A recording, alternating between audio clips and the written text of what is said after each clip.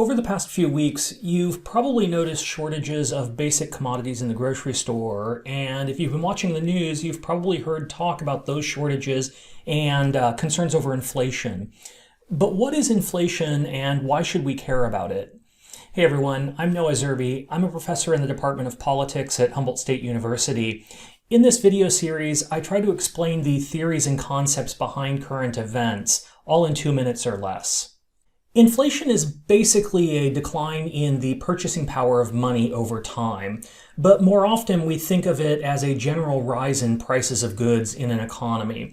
As prices increase, the same amount of money buys less goods and services. In the aftermath of the COVID-19 pandemic, some observers have expressed concern over the increasing rate of inflation in the United States.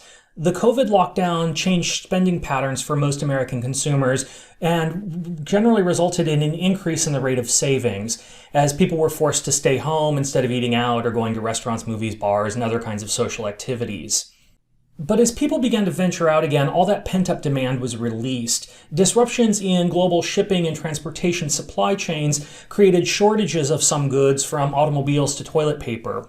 Consumer prices as a result went up, and inflation reached an annualized rate of about 5%, which is far above the Federal Reserve's target rate of about 2%. Should we be worried? Probably not. Many of the causes of the current price spike are transitory in nature. The federal stimulus package is winding down, supply chains are tightening up, and disruptions are being resolved. There may likely be continued shortages of basic goods from time to time, but in the long run, everything should be ironed out, and we generally expect things to return to normal. Already, the price of automobiles and consumer goods is beginning to stabilize, and the Federal Reserve has a number of policy tools it can use to bring inflation down. The Fed is forecasting that the annual rate of inflation for this year should be around 3%, which is higher than it would like, but way lower than the rate of the 1970s. But some prices may be a little more sticky. New regulations on farming methods, for example, may mean higher prices for some commodities like bacon.